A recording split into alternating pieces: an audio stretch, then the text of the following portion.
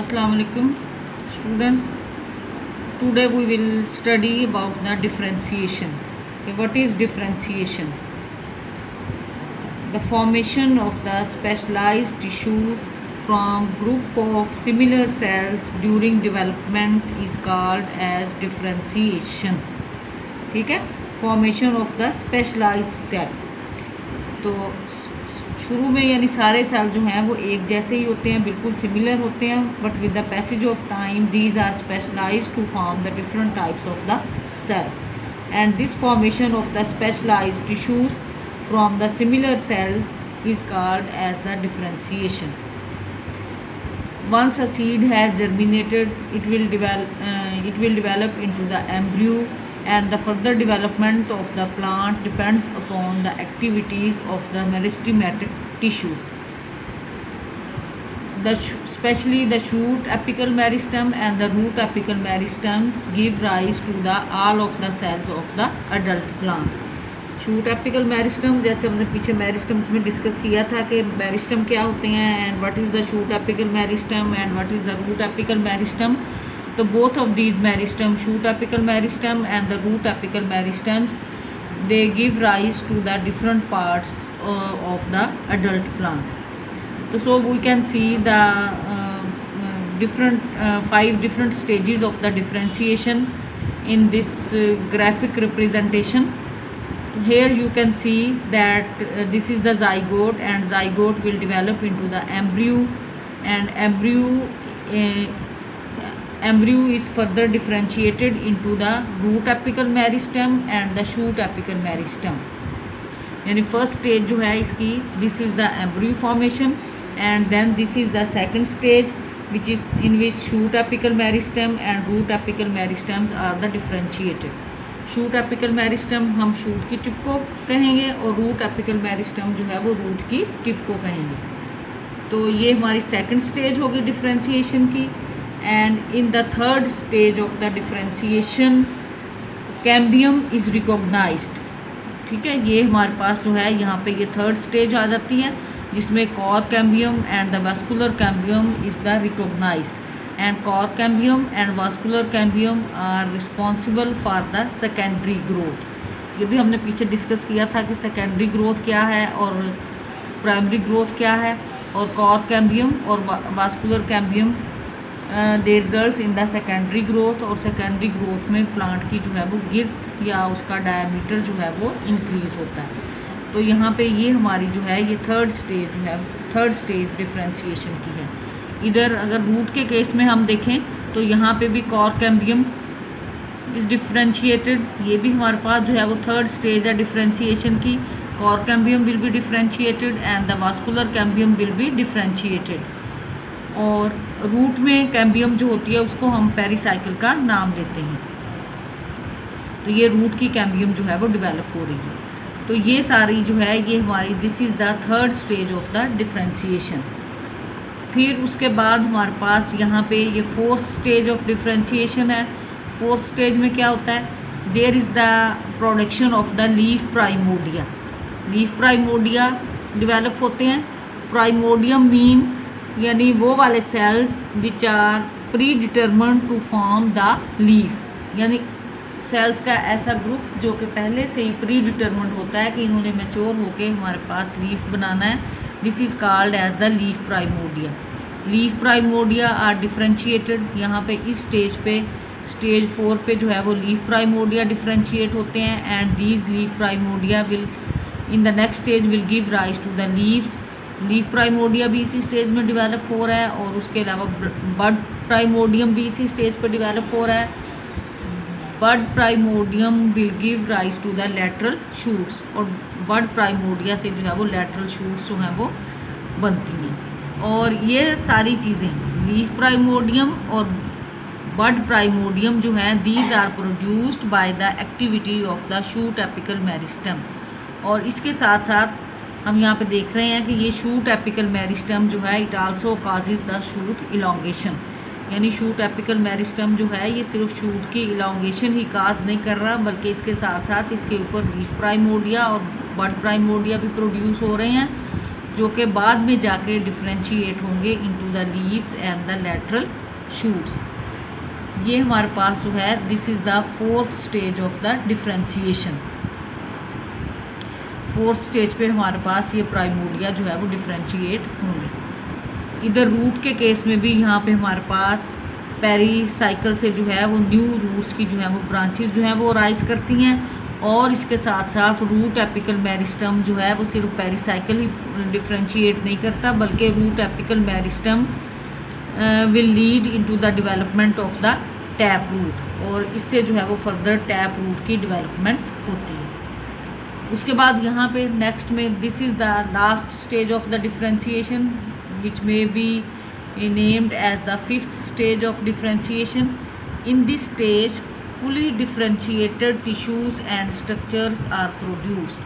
यहाँ पे इस फिफ्थ स्टेज में हम देखते हैं कि फुली तौर पे जो है वो डिफ्रेंशिएटेड टिश्यूज़ और स्ट्रक्चर्स जो हैं प्रोड्यूस हो रहे हैं, that is the xylem, phloem और लीव्स, और उसके अलावा यहाँ पे हमारे पास जो है वो शूट की इलॉन्गेशन हो रही है, रूट की इलॉन्गेशन हो रही है, रूट में भी जाइलम और फ्लोएम की डिफ्रेंशिएशन जो है वो हो रही है, और ये फुली तौर पे जो है वो मैच्योर स्ट्रक्चर्स हमारे पास बन गए हैं। तो ये ओवरऑल जो है वो एक ग्राफिक रिप्रेजेंटेशन जो है वो दिखाई हुई है कि डिफ्रेंशिएशन की डिफरेंट स्टेजेस जो हैं वो एक प्लांट में उन्होंने डिफरेंट स्टेजेस जो है वो डिफ्रेंशिएशन की दिखाई गई हैं।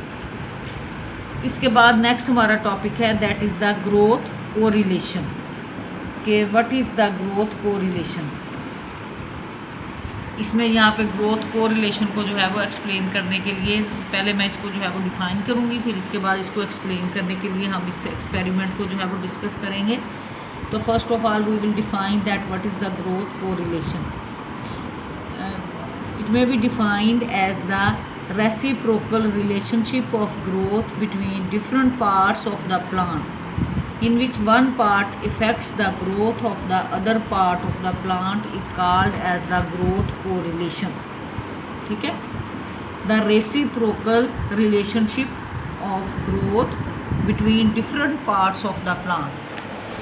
ठीक है, जो भी प्लांट्स के डिफरेंट पार्ट्स हैं उनके दरमियान में जो ग्रोथ रिलेशनशिप है, और आम तौर पे इस रिलेशनशिप में क्या होता है कि one part of the plant affects the growth of the other part of the plant, this is called as the growth correlation.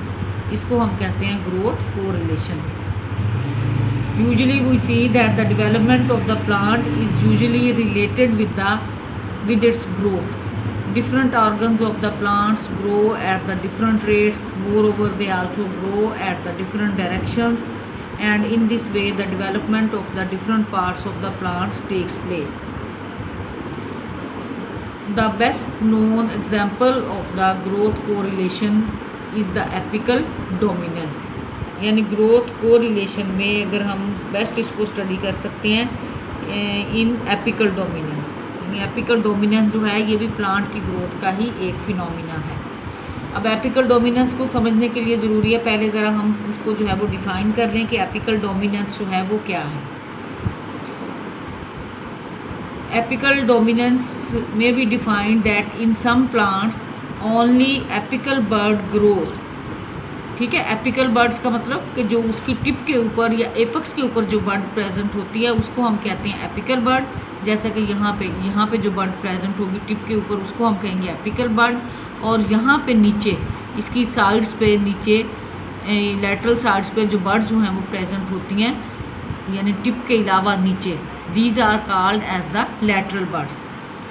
तो एपिकल डोमिनेंस में क्या होता है कि only apical buds grow whereas the growth of the lower auxiliary birds is suppressed। नीचे tip के ऊपर जो बर्ड प्रेजेंट है वो ग्रो करती है, और जब तक वो ग्रो करती रहती है नीचे जो उसकी एक्सिलरी बर्ड्स हैं उनकी ग्रोथ जो है वो आप कहें कि स्टॉप रहती है, वो ग्रोथ जो है वो नहीं करेंगी। ये एक्सिलरी बर्ड्स जो हैं इनको हम क्यों एक्सिलरी बर्ड्स कहते हैं? Because these are produced in the axil of the leaves. यहाँ पे आप देख रहे हैं कि ये एक लीफ है और ये लीफ और स्टेम के दरमियान में जो एंगल बनता है this is called as the axil, और इस एंगल में जो बड फिर प्रोड्यूस होती है एक्सियल में this is called as the axillary bud. और जो टिप के ऊपर बड प्रोड्यूस होती है this is called as the apical bud. तो ये एपिकल बड है, ये एक्सिलरी बड है, ये भी एक्सिलरी बड होगी। मज़ीद यहाँ पे और जो भी बर्ड्स प्रेजेंट होंगी these all will be the axillary birds. तो अब जो है एक्चुअली इसमें एपिकल डोमिनेंस में होता क्या है, क्यों एपिकल बर्ड जो है वो ग्रो करती है और नीचे लोअर एक्सिलरी बर्ड्स की ग्रोथ जो है वो सप्रेस हो जाती है। When the studies experimental studies were made it was seen that when the apical bird was removed the growth of the lower bird was resumed. ठीक है, एक्सपेरिमेंट्स में ये देखा गया कि जब एपिकल बर्ड जो है किसी प्लांट की हम उसको कट कर देते हैं या रिमूव कर देते हैं तो उसके नीचे जो एक्सिलरी बर्ड्स प्रेजेंट होती हैं उनकी ग्रोथ जो है वो स्टार्ट जो है वो हो जाती है, यानी उनकी स्प्राउटिंग जो है वो शुरू हो जाती है। इट मीन्स के शूट एपेक्स, जो ऊपर शूट की एपेक्स है, the active shoot apex control the development of the lateral birds. ठीक है, इससे ये पता चलता है कि जो एपिक टिप के ऊपर जो है एक्टिव बर्ड है वो लैटरल बर्ड्स या एक्सिलरी बर्ड्स की ग्रोथ को जो है वो कंट्रोल कर रही है। When the experiments were performed and it was seen that hormones play important role in the phenomena of the apical dominance. There are the two hormones which affect the phenomena of the apical dominance. One is the hormone which is involved is named as the auxins and the second one is called as the cytokinins. Thyman and the Spook performed the experiments and they showed that the apical dominance was caused by the auxins. उन्होंने बताया कि actually जो है ये oxen है जो कि responsible है फॉर द एपिकल डोमिनेंस, कि एपिकल बर्ड में ऑक्सन जो है वो प्रोड्यूस होता है and this auxin then is transferred to the lower axillary buds और वहाँ पे जो है ये उनकी ग्रोथ को जो है वो सप्रेस करता है। एंड इट मीन्स कि auxin plays the important role. Auxin which is produced in the terminal bud is responsible for the inhibition of the growth in the lateral buds. And when the terminal bud produces the auxin, it diffuses to the lateral shoots. ये यहाँ से यहाँ पे diffuse करके आता है और lateral buds में growth को जो है वो inhibit कर देता है। This is called as the inhibitory effect. ठीक है, इसको हम कहते हैं inhibitory effect। लेकिन अगर हम यहाँ से एपिकल बर्ड को जो है वो कट कर देते हैं और लैटरल बर्ड जो है वो उसकी स्प्राउटिंग शुरू हो जाती है, जैसे इस डायग्राम में आप देखेंगे यहाँ पे एपिकल बर्ड जो है ये ऊपर से जो है वो काट दिया गया है ऊपर वाला पोर्शन, और जैसे ही ऊपर वाला पोर्शन काट दिया गया है तो नीचे से एक्सिलरी बर्ड जो है वो स्प्राउट होकर उन्होंने नई शूट जो है वो बना दी है। तो when the apical bud is removed और it is the released the lateral bud start to grow, यानी जब एपिकल बर्ड को हम रिमूव कर देते हैं तो लैटरल बर्ड्स या एक्सिलरी बर्ड जो है वो उनकी स्प्राउटिंग शुरू हो जाती है। This is called as the compensatory effect. यानी पहले जो था हमने उसको डिस्कस किया कि इनहिबिटरी इफेक्ट, और जब हमने एपिकल बर्ड को जो है वो काट दिया तो उसकी कंपनसेशन होगी, तो this is called as the compensatory effect.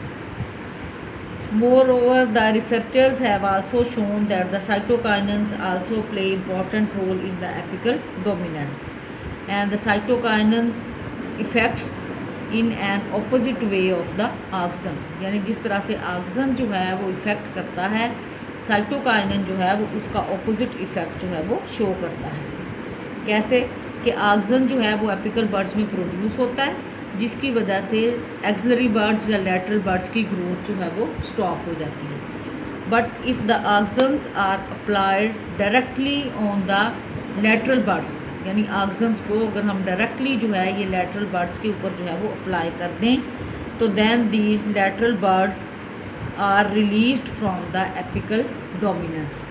यानी क्या मतलब है, यानी ऑक्सन्स अगर हम इन लैटरल बर्ड्स पे डायरेक्टली अप्लाई कर दें तो ये लैटरल बर्ड जो है वो इनकी ग्रोथ या इनकी स्प्राउटिंग जो है वो शुरू हो जाती है, यानी they get released from the apical dominance. It means के साइटोकाइनिन का इफेक्ट जो है वो ऑक्सन्स के बिल्कुल ऑपोजिट है। ऑक्सन जो है वो लैटरल बर्ड्स को की ग्रोथ को जो है वो सप्रेस करता है, जबकि ऑक्सन जो है वो उनकी ग्रोथ को जो है वो आप कह लें कि उसको जो है वो प्रमोट करता है। तो एक्चुअली ये जो फिनोमिना है एपिकल डोमिनेंस का, it is of practically it is of practical importance, कि ये एपिकल डोमिनेंस का फिनोमिना जो है इसकी भी हमारे लिए बहुत ज़्यादा प्रैक्टिकल जो है वो एप्लीकेशन है। फॉर एग्जांपल इससे क्या होता है कि टैप रूट की डेवलपमेंट जो है, apical dominance plays an important role in the tap root development. Tap root कौन सी रूट है? कि वो वाली रूट जो कि डायरेक्टली सीड के एम्ब्रियो के रेडिकल से जो रूट डेवलप होती है directly, that is called as the tap root. और ये एपिकल बड का फिनोमिना जो है वो टैप रूट की डेवलपमेंट में जो है वो रोल प्ले करता है। More over it also inhibit the sprouting of the lateral buds, कि इसकी वजह से लैटरल बड जो है वो उनकी स्प्राउटिंग जो है वो इनहिबिट हो जाती है। इसका भी हम प्रैक्टिकली जो है वो इसको अप्लाई करके इसका जो है वो भी बेनिफिट जो है हम गेट करते हैं। इसमें for example if the oxygen is applied on the lateral buds of the potato, कि पोटैटो जो है अगर हम स्टोर करना चाहें तो पोटैटो के ऊपर बड्स बनी हुई होती हैं जिनको हम आइस कहते हैं, वो एक्चुअली इसकी लैटरल बड्स होती हैं। और अगर हम पोटैटो को ज़्यादा लॉन्ग टाइम के लिए जो है वो किचन बास्केट में रख दें तो हम देखेंगे कि उनमें जो है वो स्प्राउटिंग शुरू हो जाती है। तो अगर हम जो है वो उन बड्स के ऊपर हार्मोन जो है वो अप्लाई कर दें ऑक्सीजन, तो ऑक्सीजन जो है वो उन लैटरल बड्स की ग्रोथ को जो है वो सप्रेस कर देगा और उसकी स्प्राउटिंग जो है वो नहीं होगी। तो जब वो पोटैटो ट्यूबर्स की स्प्राउटिंग नहीं होगी तो it can be stored for the longer period, क्योंकि जब उसकी स्प्राउटिंग हो जाती है तो फिर हम उसको स्टोर नहीं कर सकते, उसकी क्वालिटी जो है वो ख़राब हो जाती है और वो हमारे लिए एडिबल नहीं रहता। तो इस तरह से हम इसका एपिकल डोमिनेंस के फिनोमिना का हम प्रैक्टिकली जो है वो इसका बेनिफिट जो है वो गेट करते हैं। या फिर एक कॉमन एग्जांपल जो है गार्डन में जो हम प्लांट्स की प्रूनिंग करते हैं या उनकी जो है वो कटिंग करते हैं, तो आप देखते हैं कि थोड़ी थोड़ी जो है हम उनकी टिप्स के ऊपर जो है वो उनकी कटिंग कर देते हैं और फिर चंद आप कह रहे हैं 2-4 हफ्तों के बाद वही प्लांट जो है वो और ज़्यादा जो है वो घने हो जाते हैं। तो वो क्यों और ज़्यादा थिक ग्रोथ उनकी हो जाती है कि जब हम उनकी प्रूनिंग करते हैं तो उनकी एपिकल बड्स जो है वो कट ऑफ हो जाती हैं। जब उनकी एपिकल बड्स जो है वो कट ऑफ हो जाती हैं तो नीचे जो उनकी लैटरल बड्स होती हैं या एक्सिलरी बड्स होती हैं वो सारी की सारी जो है वो स्प्राउट करना शुरू कर देती हैं। जब वो सारी स्प्राउटिंग उनकी होती है, ग्रोथ होती है, तो वो बहुत सारी नई ब्रांचेज और नई शूट्स जो है वो डिवेलप हो जाती हैं, जिससे उस प्लांट की और भी ज़्यादा जो है वो घनी जो है वो आप कह रहे हैं ग्रोथ जो है वो हो जाती है और भी ज़्यादा थिक ग्रोथ हो जाती है। तो इसलिए जो है वो गार्डनर जो है वो गार्डन प्लांट्स की जो है वो कटिंग जो है वो टाइम टू टाइम जो है वो करते रहते हैं। तो एक्चुअली उसमें जो है यही फिनोमिना जो है वो काम कर रहा होता है एपिकल डोमिनेंस का। तो 2 टॉपिक्स जो थे वो हमने यहाँ पे डिस्कस किए, एक different stages of the differentiation और एक टॉपिक जो था that was about the growth correlations. ठीक है, तो ये आज के लिए जो है वो काफ़ी है। अल्लाह हाफिज़।